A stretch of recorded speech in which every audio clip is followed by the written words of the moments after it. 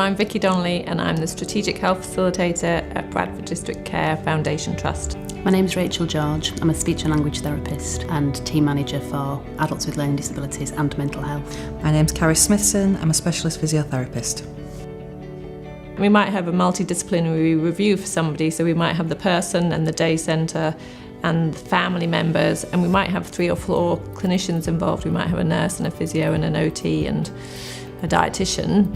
Speaking from the point of view of a speech and language therapist, I think there is scope to use the technology to involve service users in meetings and discussions involving a number of different professionals. Because that's obviously quite an expensive use of people's time. It's making a culture change, and I think once that happens, there's probably a lot more potential for it. I think we've had 2 occasions where we've had 2 reviews where health clinicians have been able to be involved and they wouldn't have been previously if they hadn't been able to use the support.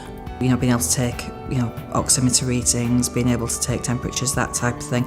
Again, there's a lot of potential, to help and support with that as well. So not necessarily an initial assessment, but once that assessment's been carried out, if there is a need to follow something up, perhaps see how somebody's using a communication system or to review somebody's eating and drinking in a non-invasive way.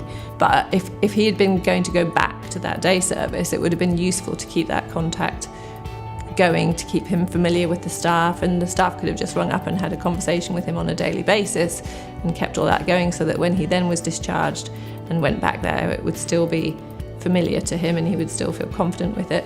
It's just changing that culture of getting people to use it and talk to each other that way rather than picking up the phone or sending an email. But actually in practice we haven't used it as much as we thought we would. I think that's for a variety of reasons. I think partly because it's taken a while to get it up and running and because it's such a short pilot project. I think the future's there because it has to be. It's a changing world. The world is changing to a digital area, so I think it's trying to get people to embrace it.